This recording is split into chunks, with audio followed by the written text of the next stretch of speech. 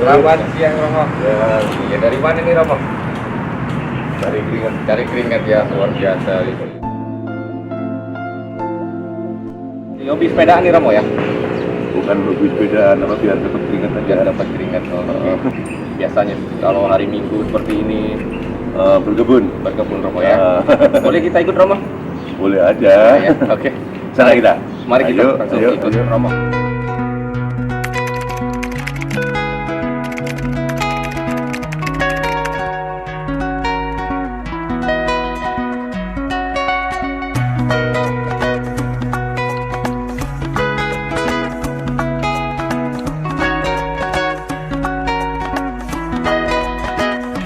Biasanya apa nih Romo? Mau ngapain nih kita? Merawat bonsai dulu. Selamat bonsai Romo ya. Jadi dari sekian banyak tanaman hias nih, tanaman mana sih yang Romo paling suka biasanya? Semua tanaman masing-masing punya karakteristik sendiri. Jadi Romo, ya? kita ibarat kita orang tua nggak boleh membedakan anak-anak. Benar-benar. Masing-masing anak-anak kan punya kelebihan dan kekurangan. Demikian juga masing-masing tanaman, masing-masing punya karakteristik sendiri. Bagusnya di mana, indahnya di mana, kurangnya di mana masing-masing ada. Saya sambil ngobrol, sambil motong-motong Oke, boleh Romo, boleh. Ayo boleh. Kayak anu lah ibarat di barbershop atau di salon. Nah, ini yang udah nggak rata, ini mesti di rata-ratain.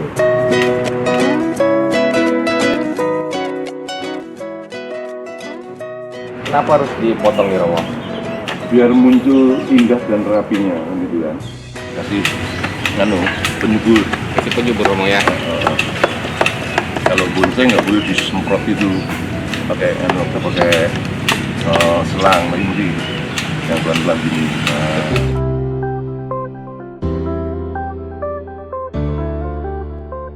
Kalau untuk tanaman bonsai ini Romo, yang Romo suka nih, jenis tanaman bonsai yang seperti apa Romo? sebetulnya saya malah kalau bonsai-bonsai yang Jepang itu bagus, indah, tapi kurang gagah. Saya demen tuh yang gede-gede batangnya. Yang gede-gede Romo ya. Kayak beringin Korea biar kelihatan gagah. Ini dia Romo ya, beringin Korea Romo ya. Ininya gede kan? Iya benar-benar. Ini. Batangnya gede. Berarti Romo suka yang keker gitu ya. Apa? Melambangkan kejantanan. Kalau ini pohon bodi ini. Ini pohon bodi. Namanya pohon bodi. Ini yang besar nih. Bukan bonsai, pohon bodi ini. Kalau agama Buddha, Siddhartha Gautama. Nah, Siddhartha Gautama itu semedinya di bawah pohon bodi ini. Itu dulu waktu nanamnya belum sebesar ini Romo ya. Oh udah langsung besar ini Romo ya. Udah 4 meter lebih.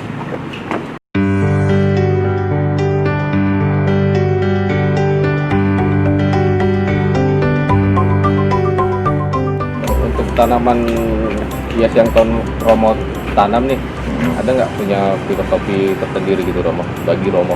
Ya, secara keseluruhan tanaman ini semakin hijau, semakin subur, bisa membuat hati kita adem.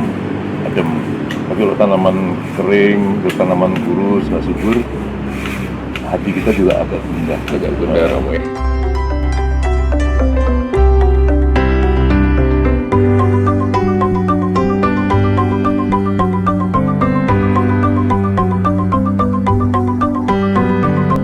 Jadi ini kan weekend nih Romo, gitu kan. Jadi weekend di masa pandemi ini pasti kita di rumah aja, gitu kan Romo kan. Selain aktivitas berkebun, merawat tanaman hias, kemudian aktivitas lainnya yang Romo lakukan biasanya apa sih? Menata rumah. Menata rumah Romo. Saya hobi interior desain, menata-nata rumah. Kalau mau lihat boleh masuk. Boleh Romo, kita Ya, langsung lihat oke. Romo.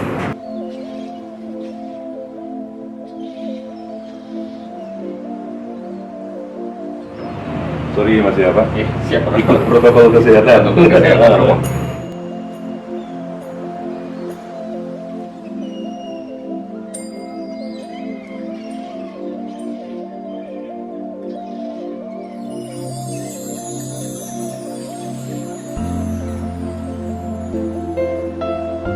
Ini tempat saya menerima tamu-tamu. Menerima tamu Romo ya, luar biasa. Gaya apa sih Romo? Bisa dijelaskan Romo? Ya ini etnik ya, etnik saya kombinasi ada etnik Jawa dengan biok-bioknya ini, kemudian keramik-keramik Cina, ya kan, terus ini giok-giok dari Cina, saya kombinasikan dengan arsitektur modern dengan kristal-kristal, ada piano, nah campuran lah. Saya nggak fanatik pada harus etnik di apa itu enggak, tapi yang sifatnya etnik saya suka semuanya.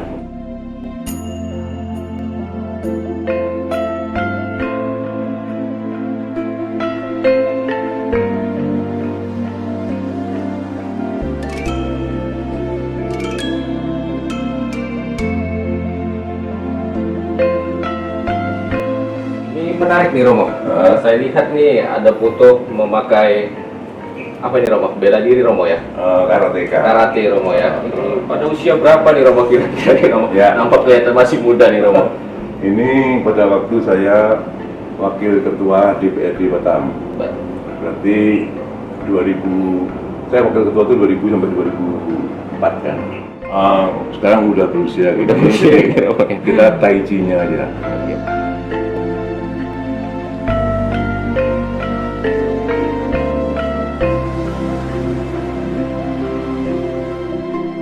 Romo, di sini saya lihat ada ukiran-ukiran juga nih Romo. Ini Kayu ya? ukiran kayu Romo ya. Ini ukiran apa sih namanya Romo? Dari daerah mana? Kemudian apakah ada filosofinya gitu? Ya, kalau mebel ini semua ya, mebel ini mebel jati ukiran Jepara. Jadi sebetulnya ini untuk menunjukkan bahwa bangsa kita, ya kan, yang banyak suku itu masing-masing punya karakteristik dan ciri khas.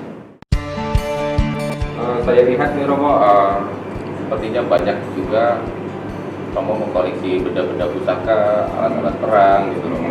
Saya memang hobi untuk mengumpulkan juga dan mengoleksi, kalau orang bilang barang-barang pusaka. Barang pusaka Romo. Itu dari berbagai daerah kan. Ada dari Tanah Batak, dari Tanah Aceh, dari Irian, dari Melayu, dari Jawa, dari Ambon, semuanya, ya kan.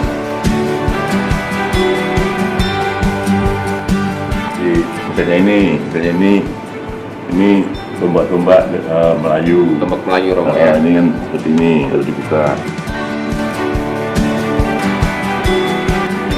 Dari tanah Jawa tombaknya. Ini keris-keris banyak. Ini keris semuanya. Keris. Ini keris ya. Itu keris semua. Kita masuk ke ruang perpustakaan. Ruang perpustakaan mini ya.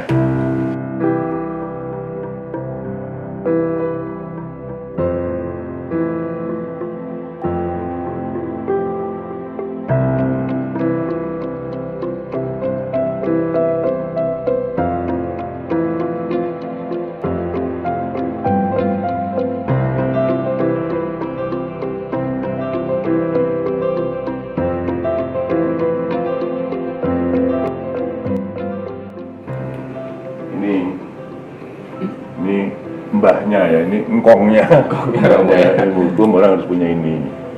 Black Laws Dictionary. Ini sama itu yang di meja kerja itu yang tebel tuh, itu Belanda. Jadi Engelbrecht.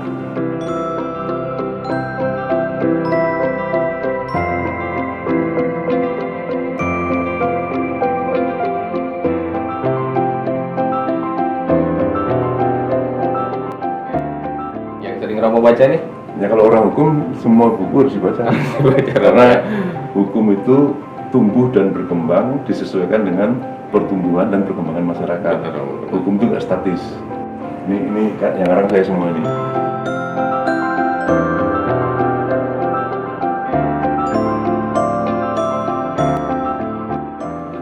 Jadi kan Romo nih sudah menulis 19 judul buku Romo, ya Romo ya.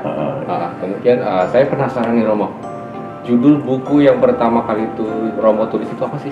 Ya, saya yang pertama kali Judulnya Membumikan Langit, Menggapai Kesejahteraan Masyarakat.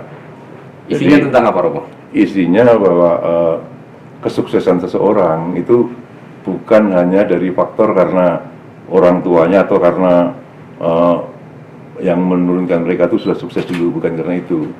Tapi kesuksesan seseorang itu adalah berkat usaha dan perjuangan dari mereka sendiri, itu yang paling dominan.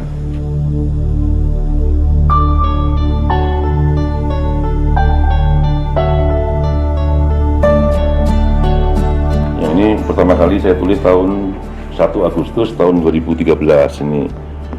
Cetakan pertama Agustus 2013. Ini setiap tahun saya cetak terus.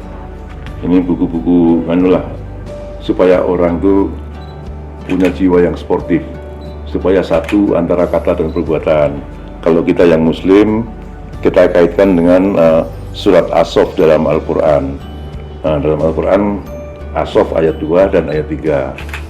Di As-Saff ayat 2 dikatakan, wahai orang-orang beriman, mengapa kau katakan sesuatu yang tidak kau kerjakan? As-Saff ayat 3-nya mengatakan, sungguh merupakan kebencian bagi Allah bagi mereka yang mengatakan sesuatu yang mereka tidak kerjakan. Orang kalau sudah satu antara kata dan perbuatan, bahasa gaulnya orang itu dinilai gentleman.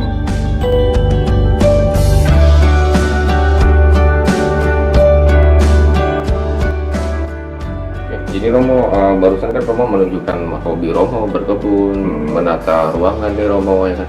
Kemudian di masa pandemi ini Romo, aktivitas selain ini yang Romo lakukan nih? Oh iya. Sambil duduk boleh? Boleh Romo, boleh. Ayo duduk yuk. Nah, wujud nyatanya apa? Wujud nyatanya dengan segenap kemampuan yang disesuaikan dengan kemampuan kita masing-masing membantu masyarakat dalam pengatasan COVID-19 ini. Misalnya, secara berkelompok atau secara individu melakukan penyemprotan disinfektan ke perumahan-perumahan, baik perumahan penduduk, kemudian ke tempat-tempat ibadah, baik masjid, gereja, vihara, dan sebagainya, kemudian ke lingkungan-lingkungan yang banyak masyarakatnya, kemudian juga akibat dari COVID-19 itu kan perekonomian nyaris lumpuh, pertumbuhan ekonomi turun drastis sampai ke angka 1%. Nah, kemudian banyak pekerja-pekerja dirumahkan. Nah, akibat atau ekses dari lumpuhnya aktivitas ekonomi, tingkat kemampuan masyarakat juga turun drastis. Nah, kami tidak ingin masyarakat kita yang sudah bagus, tertata dengan baik ini menjadi punya pikiran-pikiran yang negatif, karena kebutuhan pokok atau kebutuhan dasarnya kurang terpenuhi. Nah, jadi kami juga mulai melakukan distribusi pembagian sembako bagi warga masyarakat yang terdampak. Jadi menurut Romo nih, kebetulan kan Kepulauan Riau itu untuk saat ini dilanda wabah pandemi Corona gitu Romo. Jadi menurut Romo untuk saat ini perekonomian kita itu seperti apa sih Romo? Ya, kondisi objektif bukan hanya di Kepri, bukan hanya di Indonesia, tapi seluruh dunia. Seluruh dunia mengalami yang namanya penurunan pertumbuhan ekonomi sebagai dampak langsung dari pandemi COVID-19 ini.